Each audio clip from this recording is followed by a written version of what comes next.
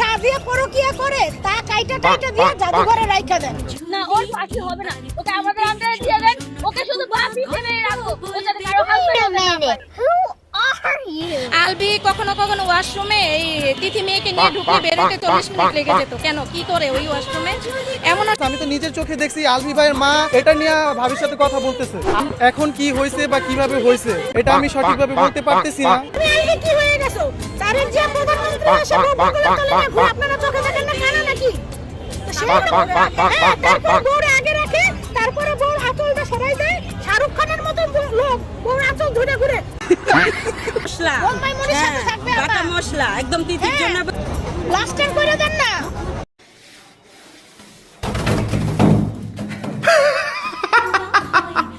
আলভির বউ ইকরা আপু যে এই কাজটা করলো, এইটা কিন্তু আপু একদিন দুই দিনের কষ্ট থেকে করে নাই। 16টা বছর তিলে তিলে কষ্ট দিয়ে এই কাজটা করতে বাধ্য করেছে আলভি আর আলভির ফ্যামিলি। মানুষ